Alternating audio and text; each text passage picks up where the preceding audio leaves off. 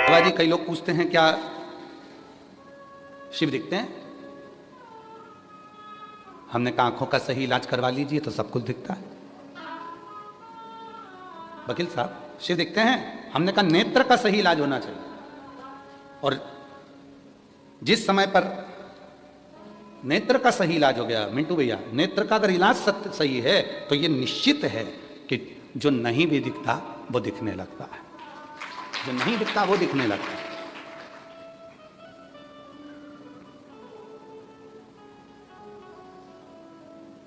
चश्मा नहीं लगाना है हमें, चश्मा तुरंत बदल जाता है, चश्मा तुरंत बदलेगा।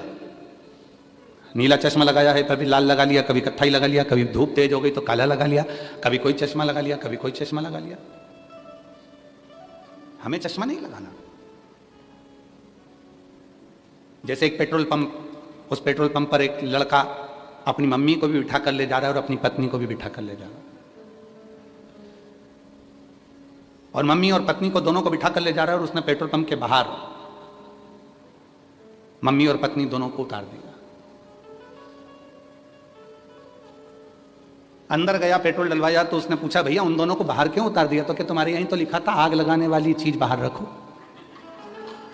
तुम्हारे यहीं तो लिखा था आग लगाने वाली चीज बाहर रखो। ये दिन भर दोनों इतनी आग लगाती हैं, ये इधर से आग लगाती है, वो उधर से आग लगाती है, तो मैंने दोनों को ही बाहर छोड़ दिया, दोनों को बाहर छोड़ दिया, दोनों को बाहर उतार दिया। उसके नयन के चश्मे में ये था कि मुझे वो आग लगाने वाली वस्तु वो नजर आ रही है कि ये दोनों अपनी जिह्वा से, अपनी वाणी से कुछ ऐसा बोल जाती है जिससे आग लग जाती है।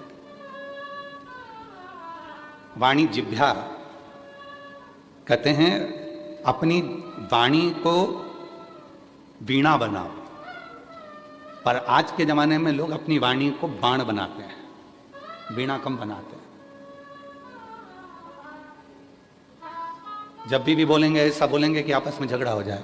और शास्त्र क्या कहता है? वाणी ऐसी बोलिए जो मन का आपा खोए। पर आज के जमाने में वाणी ऐसी बोलिए जो जम के झगड़ा होए, पर उससे मत बोलिए जो तुमसे तगड़ा होए। थोड़ा उससे भी बच के रहना पड़ेगा तुमको कि जो तुमसे तगड़ा है।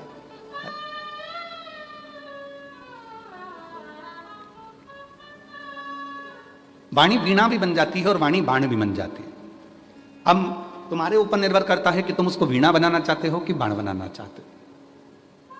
कल हमारे से विकास पंडित जी पूछ रहे थे कि गुरुजी यहाँ कथा सुनाने के लिए आए हैं, तो कथा के यजमान 9 हैं। हमने कहा 9 यजमान तो हैं अपनी जगह पर मेरा शिव इस कथा का मुख्य यजमान भगवान विश्वनाथ जी स्वयं है।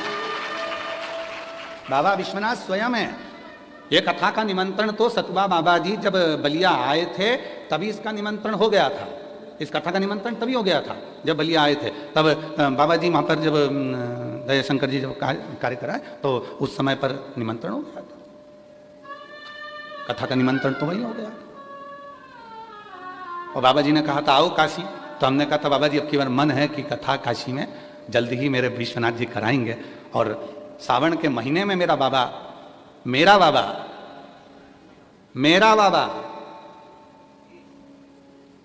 काशी विश्वनाथ मेरा बाबा, और इतनी दमदारी से तुमको भी कहना चाहिए मेरा बाबा।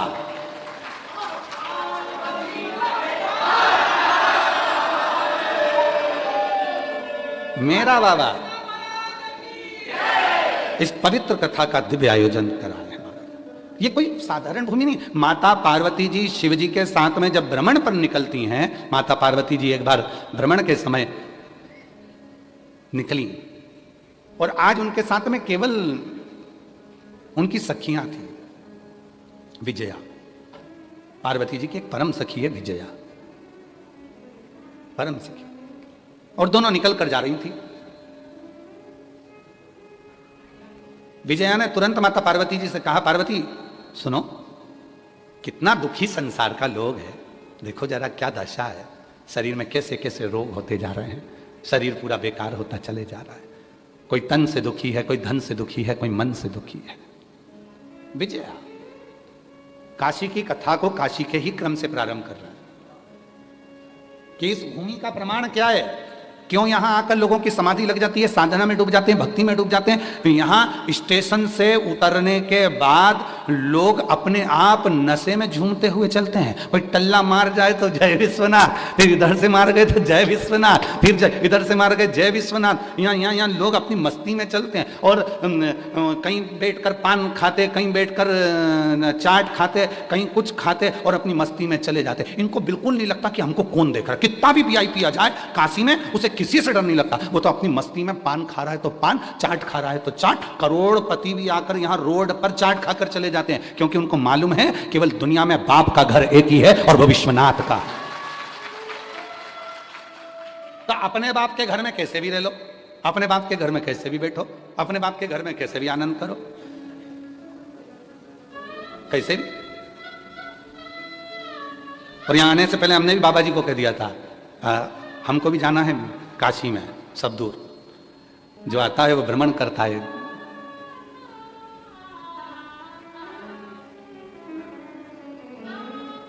यहां कितना सुंदर है काशी में पंचकेशव। पंचकेशव काशी, आदि केशव से जो चालू होते हैं पंचकेशव, कौरकाट आदि कादिक जुरुआदिक, जितने भी पंचकेशव हैं। एक बार एक साधक ने पंचकेशव का दर्शन किया और विश्वनाथ जी नहीं गया। बहुत विवाद था ये शिव संप्रदाय में और वैष्णव संप्रदाय में, बहुत विवाद रहा है। पूर्व गया ही नहीं वो भगवान विश्वनाथ का दर्शन करने के। पंचकेशव का दर्शन कर लिया, पंचकेशव का दर्शन कर कर पांचों केशव का दर्शन करने के बाद में, पंचकेशव का दर्शन करने के बाद में वो गया ही नहीं, पहुंचा ही नहीं। आदि केशव, ज्ञान केशव, चारु केशव,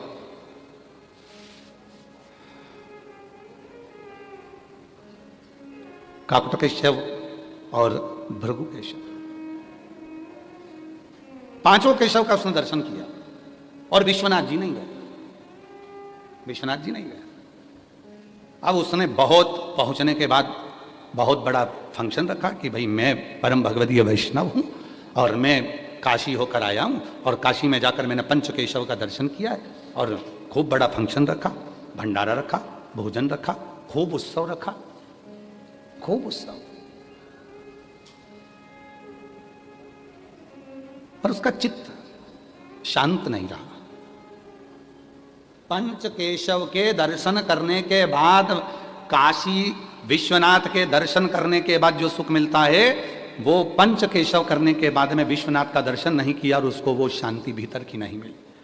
आखिरी में वो अपने गुरु के पास गया। मैं इतनी बड़ी काशी गया, गंगा नहाया, वरुणा नदी के तट पर केशव, आदि केशव है, उनका पूजन अर्चना करा, पंचकेशव की यात्रा करी और मुझे शांति नहीं मिली, शांति नहीं मिली।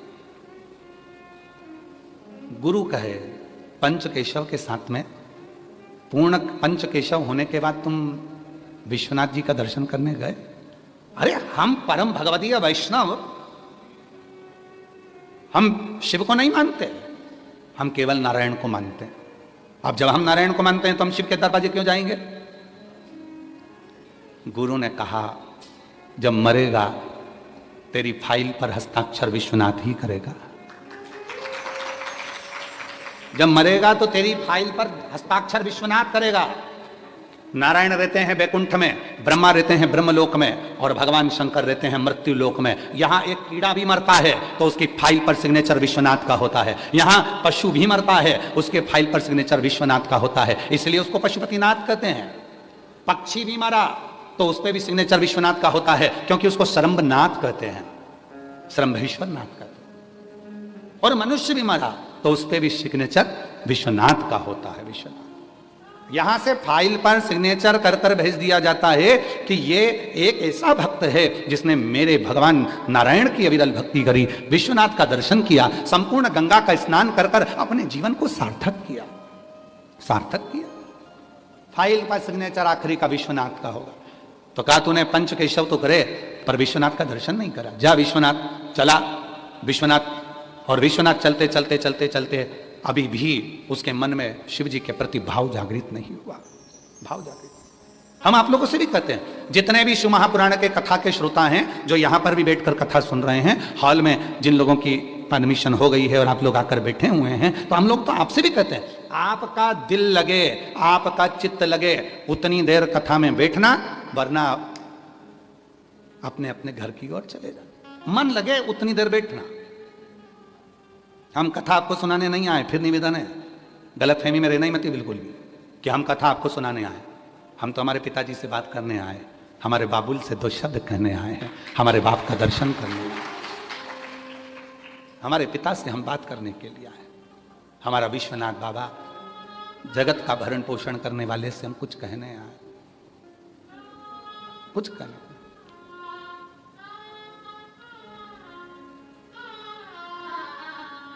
उससे अपने हृदय की बात करने आए। तुम्हारे को कथा तो तुम रोज ही सुनते हो, मोबाइल खोलो, टीवी खोलो, सुनने को मिल जाती है।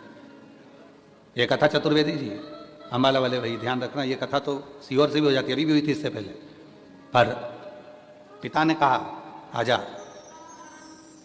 बहुत दिन हो गए मिले हुए, थोड़ा धक्का खा कर जा यहाँ से भी। और जो एक बार विश्वनाथ के दरवाजे पर आकर धक्का खा लेता है, वो दुनिया में कहीं धक्के नहीं खाता। जो विश्वनाथ जी के चरणों में आकर धक्का खा गया, वो फिर कहीं धक्के नहीं खाता, फिर उसमें बल आता है। वो बल फिर दुनिया के लोग अपशब्द कहें, ताना दे, गाली दे, आड़ा टेढ़ा बोले, फिर भी वो डोलता नहीं है। और वो बल देखिए माननीय प्रधानमंत्री जी में, विश्वनाथ जी की पवित्र धरा में, वो बल देखिए उत्तर प्रदेश सरकार के माननीय मुख्यमंत्री जी योगी जी में। विश्वनाथ जब लगता है इनको कि अब मुझे बल की जरूरत है, वो दौड़कर विश्वनाथ के चरणों में आ जाते हैं और बल लेकर चले जाते हैं। यहाँ बल मिलता है, एनर्जी अलग से, पावर है। सबसे बड़ा वो कहते हैं ना, बिजली का सबसे बड़ा टावर वहां लगा हुआ है, बिजली का वहां टावर लगा हुआ है, पर हम तो कहते हैं शिव भक्तों का सबसे बड़ा टावर ही विश्वनाथ है। शिव भक्तों का सबसे बड़ा टावर है। इसलिए शायद स्कंद पुराण में लिखा 5 बार काशी काशी काशी काशी काशी काशी कह दो।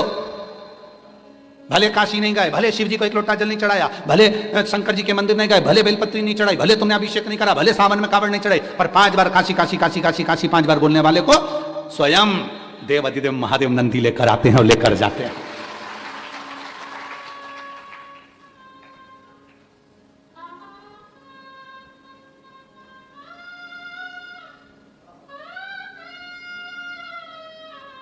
हमने हमारी धर्मपत्नी को महाराज जी बाबा जी बोला था कि राघव जी हो गए हैं, उसके बाद अगर गुड़िया रानी होगी तो उसका नाम काशी धर देंगे, काशी रखेंगे, दिन भर काशी काशी निकलेगा। पर भोलेनाथ जी को पसंद ही नहीं था, तो राघव के बाद माधव को भेज दिया। तो हमने तो सोचा था कि काशी नाम रख देंगे। और आज भी बाबा जी नियम है हमारा, आप सीहोर होकर आए हैं, हम अगर सीहोर में हैं और अगर कोई माता जी ने बाहर आकर कह दिया कि जाकर गुरु जी से कह दो काशी बाई आई है, कोई भी हो, बोले किसी भी कोई भी हो, हम उससे मिले बिगड़ रहते नहीं हैं, हम उसको मिलते जा रहे हैं। अब जितने आस्था चैनल पर सुन रहे हैं, तुम ये मत बोल कर जरा झूठा नाम मत लेना हो। तुम नहीं तो वकील साहब बहुत सारे नहीं तो झूठा नाम लेते हुए कि हमारा नाम ही काशी है, आईडी देख लेंगे हो काशी। कोई कह दे हम काशी भाई हैं, गुरु जी से जाकर कह दो कि महाराज हम आए। बाबा जी एक काशी बाई की हमको एक कथा याद आ रही है। अमरावती में एक काशी बाई नाम की एक स्त्री रहती थी, बहुत बुजुर्ग थी। अगर बन सकेगा तो हमारे पास में अगर पूर्व के फोटो होंगे तो हम किसी ना किसी कथा में उस काशी बाई का फोटो जरूर दिखाएंगे। बाबा जी उसके पास में एक इतनी बड़ी डब्बी थी, उस डब्बी में कपड़ा लगा था, उसके अंदर एक इतना बड़ा गणेश था, गणेश जी बस इतने बड़े पीतल के थे, इतने बड़े गणेश, बस कंगूरा देख लो इससे भी आधा गणेश, इतना बड़ा गणेश जी था। शिव जी की इतनी उपासक थी, उससे बात करते तो हमेशा, और आज भी जितने लोग अमरावती वाले कथा सुन रहे होंगे, जितने महाराष्ट्र के अमरावती वाले कथा सुन रहे होंगे, अमरावती में दादी सती के मंदिर से 12 घर छोड़कर वो काशी बाई रहती। जितने अमरावती वाले कथा सुन रहे हैं ध्यान रखना। और मंगरूल पीरवाड़ी नारायणी मासी उनको साथ लेकर चलती थी, उसमें कमला मासी और नारायणी मासी, ये 2 महिलाएं ऐसी थी जो कथाएं तीर्थों में कराती थी, वो साथ चलती। इतने छोटे से गणेश जी लेकर चलते, शिव जी कभी साथ लेकर नहीं जाते थे। उससे पूछो कि काशी भाई तुम शंकर जी साथ लेकर नहीं चलती, गणेश जी लेकर चलती, तो क्या जहां औलाद वहां बाप, जहां औलाद वहां पिता। बच्चों पर माँ बाप की बहुत निगाह रहती है और सत्यता है। अगर तुम्हारा बच्चा बाहर खेल रहा है ना तो मम्मी बार बार सिर पे पल्लू लेके बड़े डिजाइन में बड़े ध्यान रखती है, कहाँ गया कहाँ गया, और ध्यान रखती रहेगी, तिरछी निगाह से देखती रहेगी, काम करती रहेगी। माँ घर में भी अगर बच्चा कुछ कर रहा है तो तिरछी निगाह से देखती रहेगी, रसोई में से झांक कर देखती रहेगी, कपड़े धोते धोते ही कभी कभी उसको भी धो जाती है, कपड़ा धो रही है और कभी कभी उसने ज़्यादा मस्ती करती। ध्यान है पूरा कि वो कहाँ है मेरा बच्चा, कहाँ मेरा बेटा। पिता का भी ध्यान रहता है। लोग कहते हैं पिताजी दुकान पर रहते हैं, ऑफिस में रहते हैं, पर ध्यान पूरा रहता है। तो काशी भाई बोलती थी, बेटा है ना, बाप की दृष्टि है। और सुनो महाराज, आज कहती हूँ मेरी कोई औलाद नहीं है, मेरा पति भी नहीं है, बाल काल में मैं बाल विधवा हूँ, वो मर गया था, तो मैं अकेली हूँ।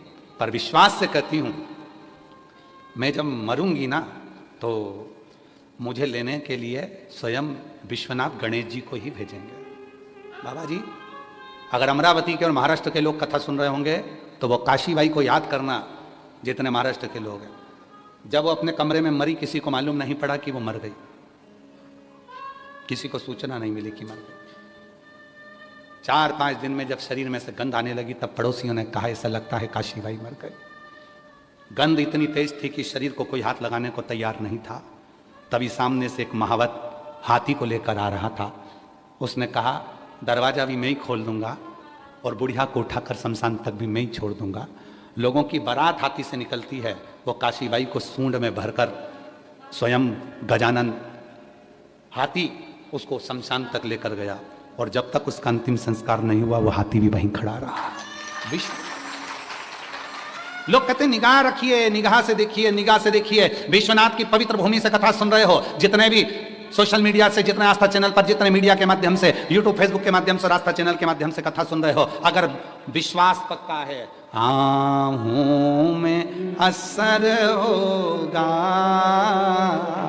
घर बैठे बुला लेंगे, तुम रूठे रहो भोले, हम तुम्हें मना लेंगे। तुम कहते हो भोले हमें काशी प्यारी है, तुम कहते हो भोले हमें काशी प्यारी है। एक बार तो आ जाओ, काशी ही बना देंगे। एक बार तो आ जाओ, काशी ही बना देंगे। तुम रूठे रहो भोले, हम तुम्हें बोलो बोलो मना लेंगे।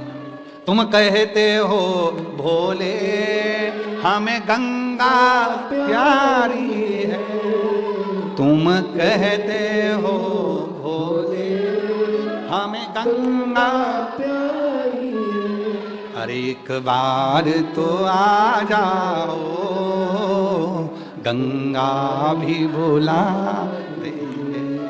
एक बार तो आ जाओ, गंगा भी बुला। तुम कहते हो मुझे गंगा प्रिय, तुम कहते हो मुझे काशी प्रिय, तुम कहते हो पार्वती प्रिय, तुम हम एक बार आओ, तुम आना मेरे घर आना। बाबा आओ, आओ जरा मेरे घर आओ, आओ जरा। अब तुम्हारे यहाँ की काशी की तो एक कथा फेमस है, कचौड़ी वाले की। रामा कचौड़ी वाला शिव जी के मंदिर में जाता था, कभी कचौड़ी नहीं ले जाता था, ना बेलपत्र ले जाता था, न जल ले जाता था। वो रामा कचौड़ी वाला सीधे भोलेनाथ के मंदिर में जाकर विश्वनाथ जी से कहता था, जिस दिन जम के भूख लगे तो मेरी दुकान पे आ जाना। 80 घाट के पास में इस जगह पे मेरी लक्कड़ की दुकान, लक्कड़ की मतलब ऐसी लकड़ी की बनी हुई दुकान थी, लक्कड़ की, रामा कचौड़ी वाला। जिस दिन तुम्हें भूख लगे मेरी कचौड़ी की दुकान पे आ जाना। अब इतनी बात तो वो रोज बोलता था। एक दिन क्या बोल गया, जिस दिन तुम्हें पार्वती जी भोजन नहीं दे तो अपनी दुकान है। जिस दिन पार्वती जी भोजन नहीं दे अपनी दुकान है। भूल मत जाना, रामा कचौड़ी वाला तुम्हारा ही छोरा है। और सुनो, मेरा छोरा बैठा हो तब बिल्कुल मत आना, महाकंजूस है। मैं बैठूं तभी आना। एक दिन विश्वनाथ जी को बढ़िया सी आई। अब भगवान शंकर बैठे बैठे हंस रहे, इतना पानी चढ़ रहा, सारी दुनिया के लोग जल चढ़ा रहे, बेलपत्री चढ़ा रहे, और चढ़ाए तो चढ़ाए, कोई कोई फिसल जाए तो वो भी चढ़ जाए। बाबा पे। अब बाबा इतने, एक तो पूरे ढके हुए फूल से, पत्ती से, जल से चढ़ाए जा रहे, और ऊपर से बाबा मुस्कुरा रहे। तो पार्वती जी के मन में आया कि बात समझ में नहीं आती, दिन भर इतने लोग इनके ऊपर जल चढ़ाते हैं, इतना फूल चढ़ाते, बेलपत्ती चढ़ाती, पत्ती चढ़ाती, चिल्ला चिल्ला के कान दुखा देते, हर हर महादेव, विश्वनाथ जी की जय हो। इतनी तेज तेज लोग चिल्ला के आते हैं, कितना कितना टेंशन रहता होगा, और उसके बाद भी इतनी तेज तेज मुस्कुरा रहे हैं। इनके मुस्कुराने में कोई राज जरूर है। तो भगवान शंकर के पास उस दिन पार्वती जी, अन्नपूर्णा देवी खुद अन्नपूर्णा के मंदिर से निकली और भगवान के पास आके बैठ गई और आके बोली, ये बताओ कि तुम्हारे मुस्कुराने का राज क्या?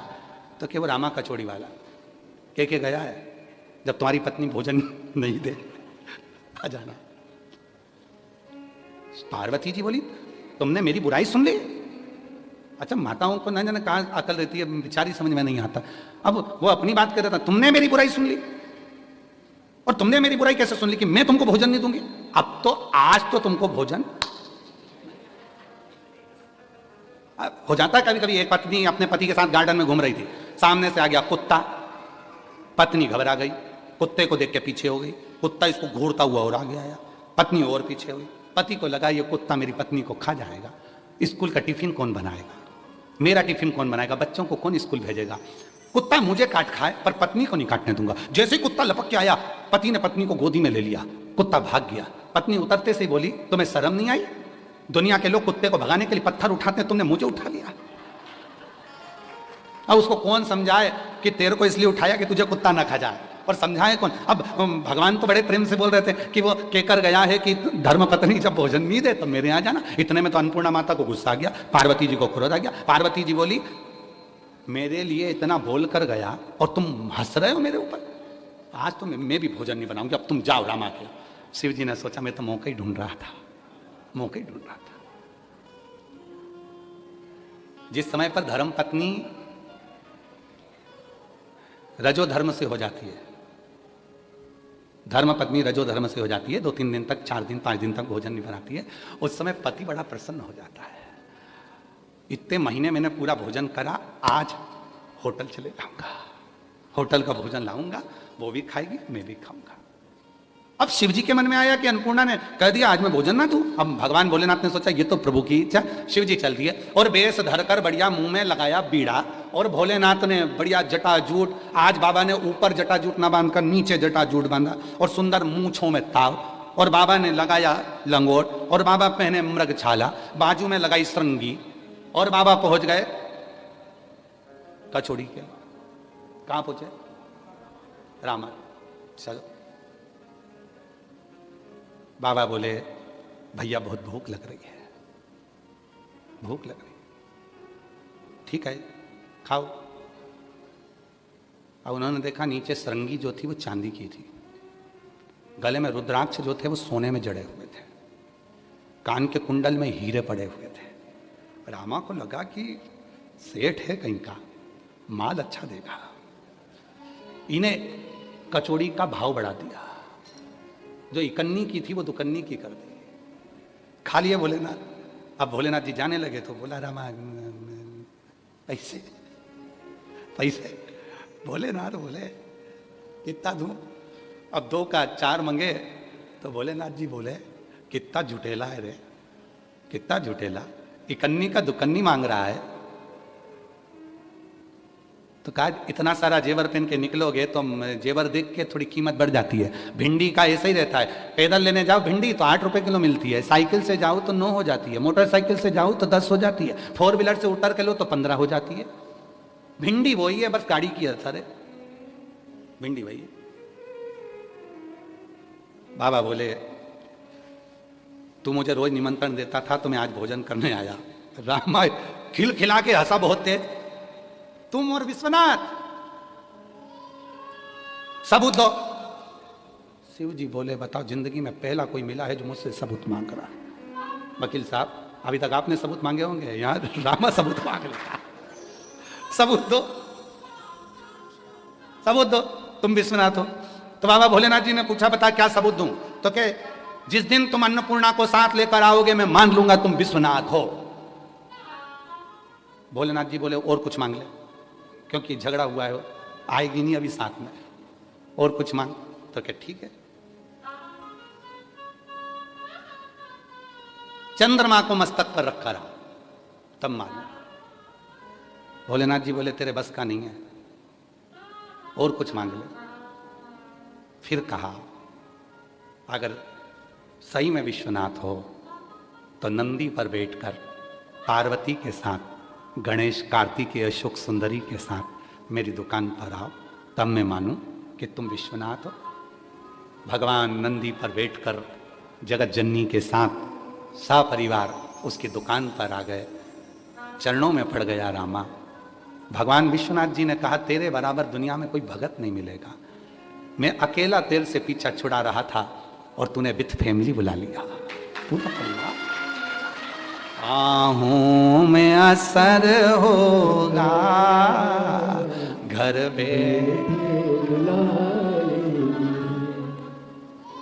तुम भले ना हो।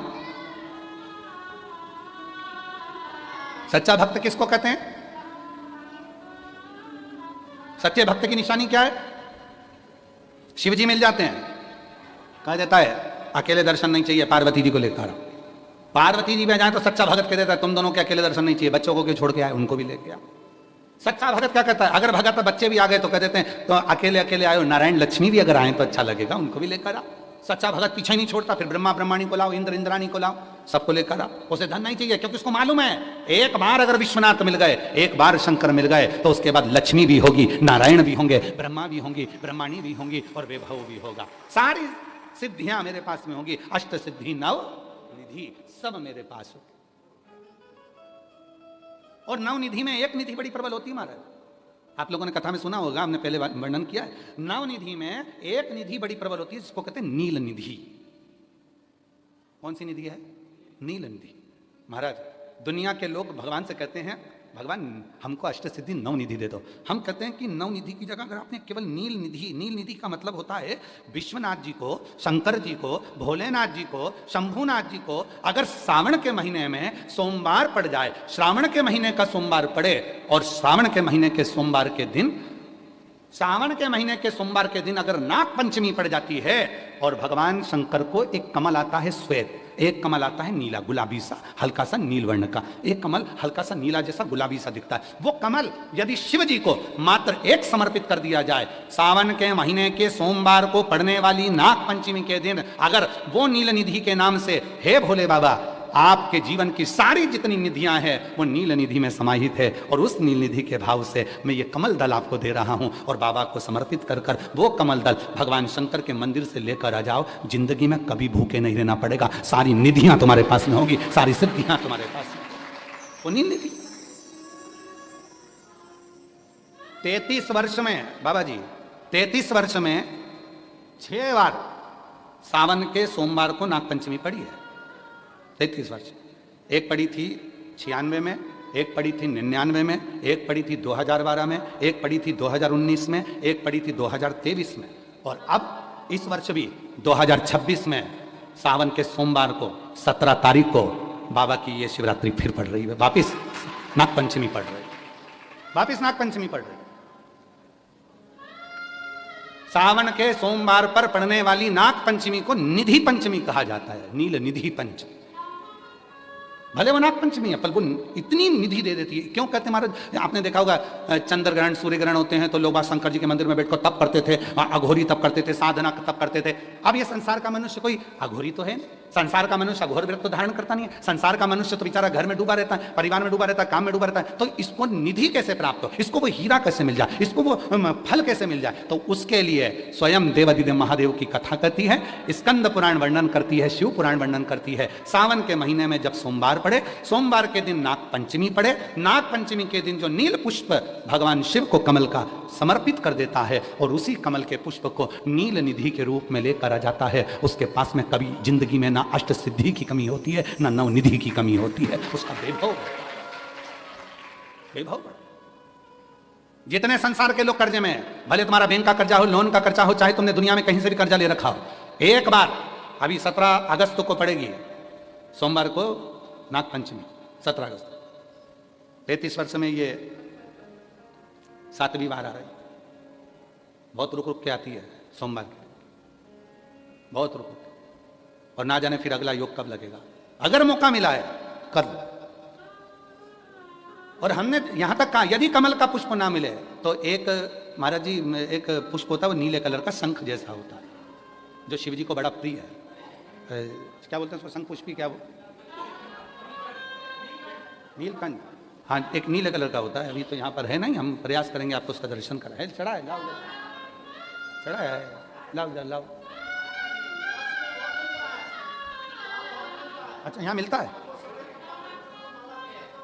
अच्छा हाँ ये देखो, अगर मान लो तुम्हें नील कमल ना मिले, नील कमल प्राप्त ना हो, कहीं सरोवर तालाब में अभी आज बहुत बारिश हो रही है, कहीं जाना नहीं, नील कमल नहीं मिल रहा है, तो ये नीला पुष्प अगर आपको मिल जाए, एक बार नील निधि के नाम से शिव को समर्पित करना और बाबा को समर्पित कर कर उसी को वापस लेकर आना। बाबा मेरे घर में अष्ट सिद्धि नव निधि निवास करे, कृपा करना। 1 साल के अंदर आप सब पत्र में लिखकर भेजोगे कि आपको किसी के दरवाजे पर हाथ फेराने की जरूरत नहीं पड़ेगी, भगवान जो वैभव देगा वो देखते बनेगा। नील निधि,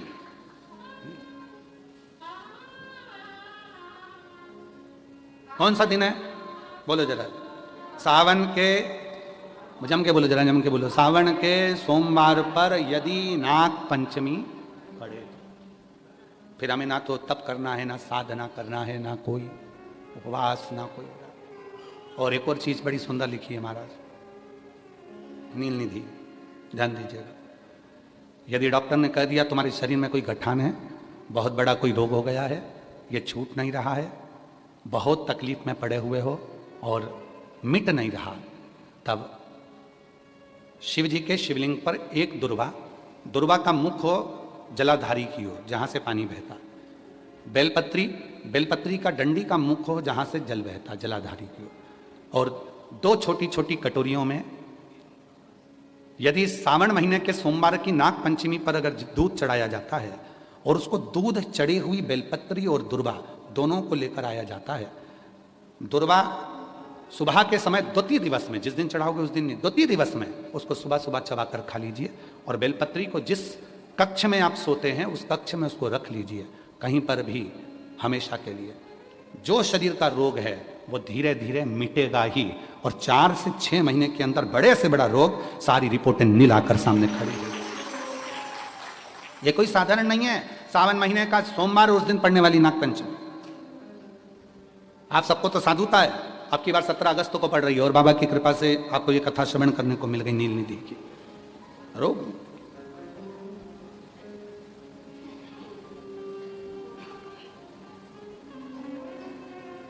और हे शंभु बाबा मेरे तीनों लोक में तू ही तू, हे शंभु बाबा मेरे भोलेनाथ, 3 लोक में तू ही तू, श्रद्धा सुमन मेरा मन बेलपत्री, जीवन भी अर्पण कर दूं, हे शंभु बाबा मेरे तीनों लोक में तू ही तू। हर जगह पर वही है, कथा वही है, जल भी आप चढ़ा रहे हो, दूध भी आप चढ़ा रहे हो, बेलपत्र भी चढ़ा रहे हो, पर तरीके अलग हैं। बाबा जी कई लोग कहते हैं कि हम तो पहले भी जल चढ़ाते थे, हम तो पहले भी बेलपत्र चढ़ाते थे, आप लोग भी चढ़ाते थे पहले भी जल, पहले भी बेलपत्र चढ़ाते थे, पहले भी पूजन करते थे, तो अब ऐसा क्या होने लगा कि अब लोग जल चढ़ाते हैं, अब लोग बेलपत्र चढ़ाते हैं और उनकी मनोकामना पूरी हो जाती है। हमको तो लग रहा था ऑनलाइन कथा है, पत्र नहीं आएंगे, पर यहां भी लोग पत्र लिया है। मतलब बाबा देता तो है, शिव कृपा तो करता है। तो पहले भी लोग जल चढ़ाते थे, पहले भी मंदिर जाते थे, फिर आज के जमाने में ऐसा लोग कहते हैं सियोर वाले बाबा ने, पंडित प्रदीप मिश्रा जी ने ऐसा क्या कर दिया जो दुनिया के लोगों के काम होने लगे। हुआ कुछ नहीं, डॉक्टर पहले तुम क्या करते थे, मेडिकल से दवाई लाते थे, डायरेक्ट खा लेते थे, डॉक्टर के पास नहीं जाते थे पैसा बचाने के चक्कर में। अब तुम क्या करते हो, डॉक्टर के पास जाते हो, वो दवाई लिखता है, तरीका बताता है, इस दवाई को खाली पेट लेना, इस दवाई को सुबह लेना, इस दवाई को शाम को लेना, इस दवाई को दूध के साथ लेना, इस दवाई को पानी के साथ लेना, आधे कप में लेना इतनी, और फिर इसके वजह से हिलाकर उसको ले लो। कौन बता रहा है? डॉक्टर। शिव महापुराण ने यही करा, सीहोर वाले बाबा ने यही करा। शिव कथा में बेलपत्री सब चढ़ाते थे, जल सब चढ़ाते थे, पर उसको चढ़ाने का जो तरीका है बस वो आपने अपनी जिंदगी में उतार लिया और उसका फल मिलना प्रारंभ हो गया, उसका फल मिलना। अब लोग कहते हैं गुरुजी आपने बताया कि सावन महीने के सोमवार की पंचमी के दिन दुर्वा का मुख इधर रखना, कहाँ? जहां जलाधारी है, पानी जहां बहकर जाता है, शिव जी को चढ़ाया हुआ। बेलपत्री की डंडी का मुख उधर रखना जहां जल बहकर जाता है। क्यों? लिंग पुराण पढ़ी है, और लिंग पुराण में आता है कि जब डंडी का मुख जलाधारी की ओर होता है और उस समय पर व्यक्ति जो सामग्री समर्पित करता है, जल समर्पित करता है, तो जैसे जल बहकर जाता है और राह में जल को जो भी अड़चन आती है वो निकलता चले जाता है। शिव जी के चढ़े हुए जल को जो मार्ग मिलता है, अगर डंडी का मुख जलाधारी की ओर कर कर हम जब जल या दूध चढ़ाते हैं तो हमारी जिंदगी के भी सारे रोग और दुख समाप्त होना प्रारंभ हो जाता है। तरीके 33 वर्ष में 6 बार आई है सावन के सोमवार को नागपंचमी। पहली आई 96 में, दूसरी आई 99 में, तीसरी आई 12 में, 2012 में, फिर आई 2019 में, फिर आई 2023 में, और बाबा की कृपा से अब आई 2026 में। 17 अगस्त को पड़ेगी सावन के महीने में जो सोमवार है, उस दिन नाग पंचमी। उस दिन नील निधि का प्रयोग करिए। आप कितने भी, हम तो यहां तक कहेंगे जितने ठेले चलाने वाले, जितने भी हैं जो कहीं ना कहीं किसी ना किसी रूप में कर्ज में डूबे, परेशान है, दुकान नहीं चल रही, व्यापार नहीं चल रहा, परेशानी हो गई, कोई ने जमीन पर कब्जा कर लिया, कोई ने कुछ कर लिया, कोई ने कुछ कर लिया, जितने हैं सब करो। और एक नील पुष्प, नील कमल के भाव से, नीला कमल मिल जाए तो ठीक है, नहीं मिले तो नील पुष्प जो अभी दर्शन कराया बाबा जी बोले काशी में तो ये बहुत ज्यादा मात्रा में मिलता है, और लोग शिव जी को समर्पित कर उस नील पुष्प समर्पित। अगर भोले बाबा का सहारा न होता, अगर भोले बाबा का सहारा न होता, तो दुनिया में कोई हमारा न होता, तो दुनिया में कोई हमारा न होता। अगर भोले बाबा सहारा न होता, अगर भोले बाबा, बोलो बोलो, सहारा न होता, तो दुनिया में कोई हमारा न होता। अगर है तो उसका सहारा है, उसका सहारा, उसकी कृपा, उसकी करुणा, उसकी दया। अब आते हैं जिनके बच्चे एजुकेशन कर रहे हैं, पढ़ाई कर रहे हैं, कंपटीशन एग्जाम दे रहे हैं, और उन बच्चों का सिलेक्शन नहीं हो रहा, ठीक है, पर जितने बच्चे करेंगे वो हमको पत्र जरूर लिखेंगे कि तुम्हारा हुआ कि नहीं। काशी से बोलकर जा रहे हैं। और ये कथा केवल सीहोर वाला बाबा नहीं बाँच रहा है, ये कथा स्वयं विश्वनाथ बाँचने के लिए आए। जितने शब्द होंगे सारे विश्वनाथ जी के होंगे। जितने बच्चे एजुकेशन कर रहे हैं और जितने बच्चे कंपटीशन एग्जाम दे रहे हैं, रिजल्ट नहीं आ रहा, 1 नंबर से, आधे नंबर से, 1.5 नंबर से, 2 नंबर से रह जा रहे हो, तो प्रयास करो।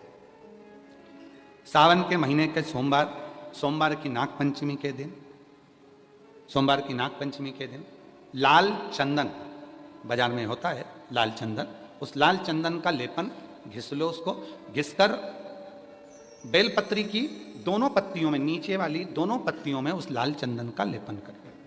बेलपत्री के नीचे वाली दोनों पत्तियों में लाल चंदन का लेपन करिए, और ऊपर वाले पत्ते पर केवल लच्छा, लच्छा किसको बोलते हैं यहाँ पर, क्या बोलते हैं, नाड़ा, लच्छा क्या बोलते हैं, मौली, लच्छा, नाड़ा जो भी है, वो बीच वाली पत्ती पर रखकर देव अधिदेव महादेव को समर्पित कर दीजिए, और बाबा पर 1 लोटा जल चढ़ा दो।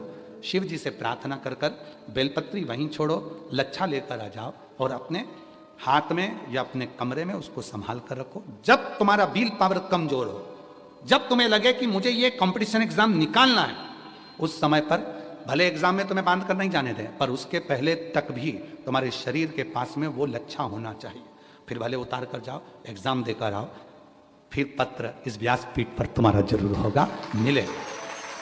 वो साधारण नहीं है। सावन के महीने के सोमवार को पड़ने वाली शिव नाग पंचमी को नील निधि पंचमी कहते हैं। उस नील निधि का मतलब है सारी सिद्धियां एक ही निधि में प्राप्त हो जाती है कि? और हम तो बाबा के भरोसे चलते हैं, हम तो बाबा के भरोसे चल। शिव पुराण कह रही है, भगवान शंकर का चरित्र कह रहा है। वो व्यक्ति पंच केशव के दर्शन कर कर गया, विश्वनाथ जी का दर्शन नहीं किया तो भी निंदा में डूबा रहा।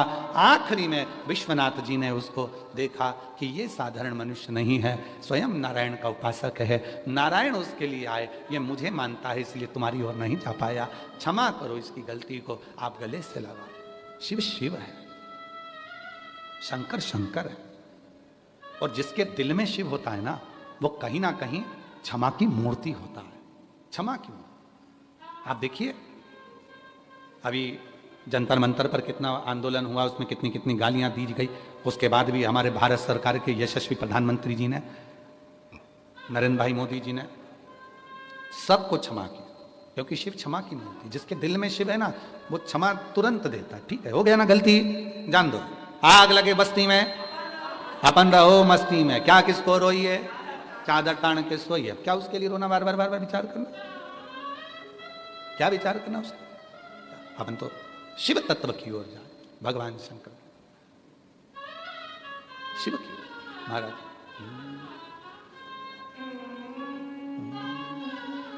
बुला लो काशी नगरी ओ भोले बाबा, बुला लो काशी नगरी ओ भोले बाबा, बुला लो काशी नगरी ओ भोले बाबा, बुला लो काशी ओ भोले बाबा, ओ शंभू बाबा,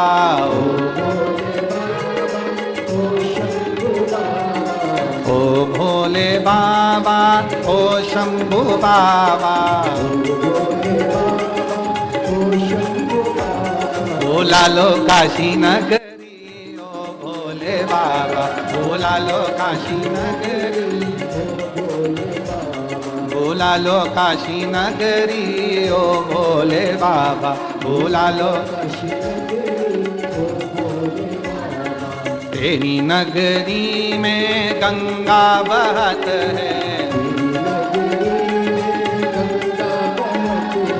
तेरी नगरी में गंगा बहत है,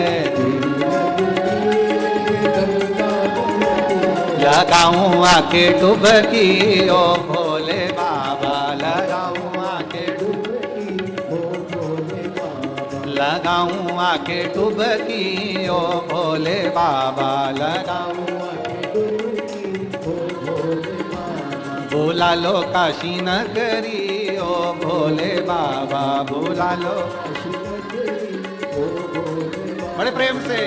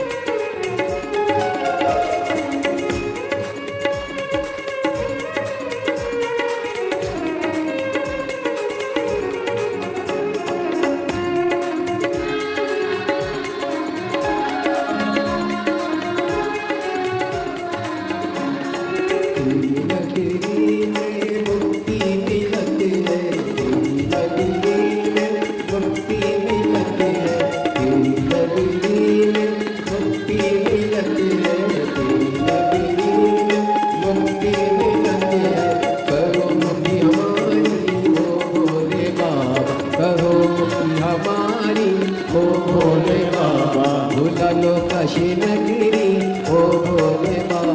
भुला लो काशी नगरी ओ भोले बाबा। ओ भोले बाबा मेरे ओ भोले बाबा, ओ भोले बाबा मेरे ओ भोले बाबा, ओ भोले बाबा मेरे ओ भोले बाबा, ओ भोले बाबा मेरे ओ भोले बाबा। ओ बुला लो काशी नगरी ओ भोले बाबा, भुला लो काशी नगरी ओ भोले बाबा। बुला लो काशी नगरी ओ भोले बाबा, बुला भुला लो काशी नगरी ओ भोले बाबा।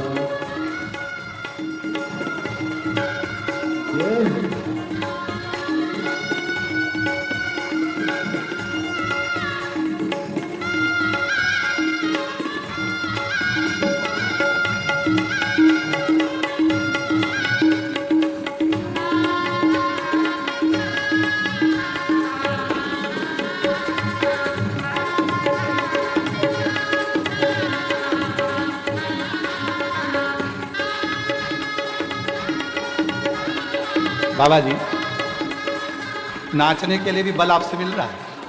पहले आपके चरण छुए तब हम नाचे हैं। भुला लो काशी नगरी,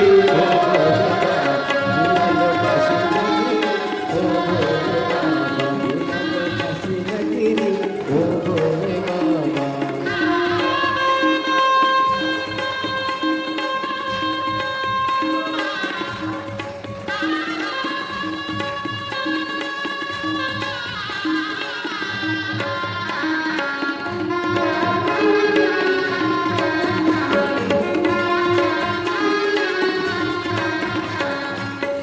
नगरी में गौरा बसती है, तेरी नगरी में गौरा बसत है, नगरी में गौरा बसती है, तेरी नगरी में गौरा बसत है। गणपति ओ भोले बाबा, दिया गोद गणपति ओ भोले बाबा। भुला लो काशी नगरी ओ भोले बाबा, भुला लो काशी नगरी ओ भोले बाबा। ओ भोले बाबा मेरे ओ शंभो बाबा, ओ भोले बाबा मेरे ओ शंभू बाबा, ओ भोले बाबा मेरे ओ शंभो बाबा, ओ भोले बाबा मेरे ओ शंभू बाबा। भुला लो काशी नगरी ओ भोले बाबा, भुला लो काशी, काशी नगरी ओ भोले बाबा भुला लो काशी। नगरी ओ भोले बाबा।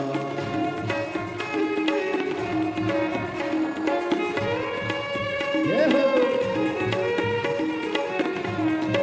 शंभो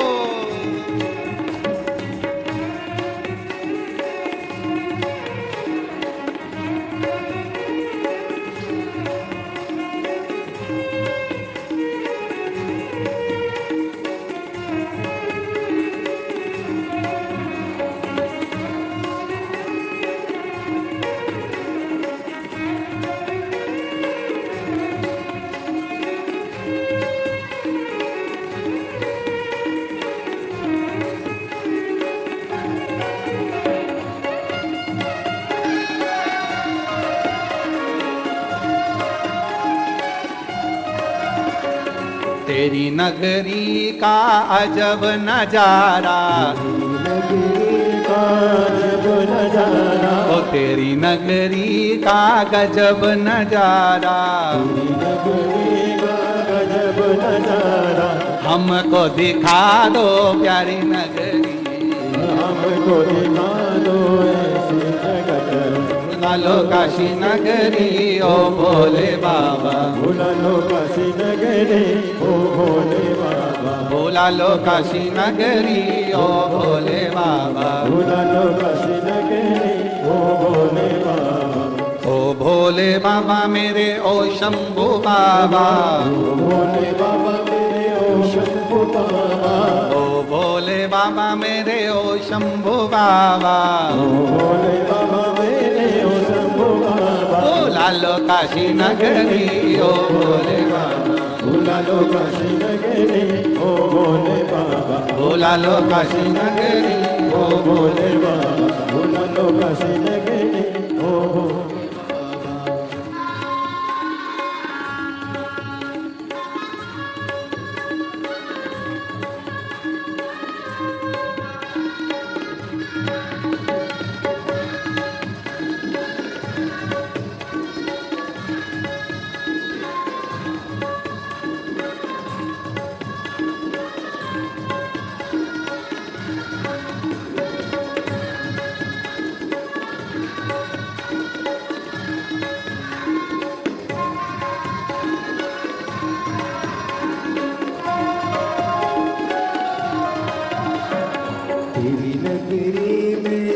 बहुत है तेरे नगरी में संत बहुत है नगरी में संत बहुत है तेरे नगरी में संत बहुत है लगाओ मत धूनी ओ भोले बाबा लगाओ मत धूनी ओ भोले बाबा बुला लो काशी नगरी ओ भोले बाबा बुला लो काशी काशी नगरी ओ भोले बाबा ओ भोले बाबा मेरे ओ शंभु बाबा ओ भोले बाबा तेरे ओ शंभु बाबा ओ भोले बाबा मेरे ओ शंभु बाबा ओ भोले बाबा मेरे ओ शंभु बाबा ओ बुला लो काशी नगरी ओ भोले बाबा बुला लो काशी नगरी ओ भोले बाबा बुला लो काशी नगरी ओ भोले बाबा भोला लो काशी नगरी ओ भोले बाबा बुला लो काशी नगरी ओ भोले बाबा भोला लो काशी नगरी ओ भोले बाबा आर